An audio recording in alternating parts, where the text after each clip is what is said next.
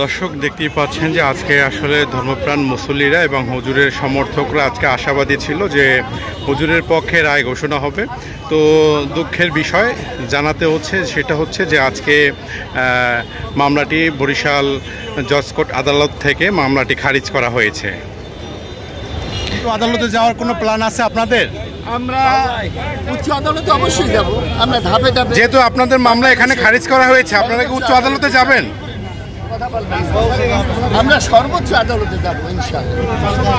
আর বর্তমান যে এই তত্ত্বাবধায়ক সরকার, এটা যে বৈষম্যহীন সরকার, এটা প্রমাণ করুন, এই মামলার মাধ্যমেই প্রমাণ হবে যে তারা বৈষম্য মুক্ত সরকার, বৈপ্লবিক সরকার, জনগণের সরকার।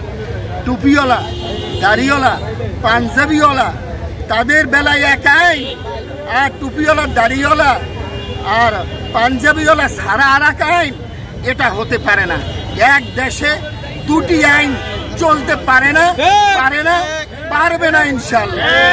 আমরা আদালতের মাধ্যমে, আমরা তো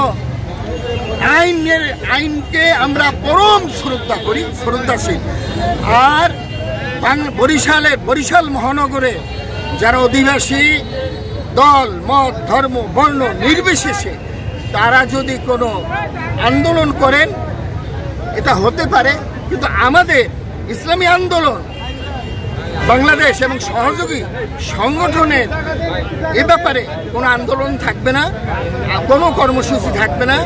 আমরা বাংলাদেশের আইনের প্রতি সর্বোচ্চ আমরা শ্রদ্ধাশীল। এটা বাস্তবে প্রমাণ পেয়েছেন।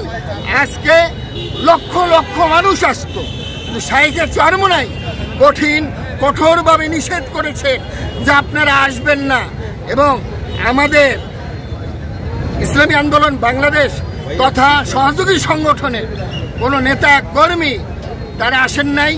উৎসুক কিছু জনতা এসেছেন, তাও আদালতেতে সর্বোচ্চ সম্মান প্রদর্শন করেছেন।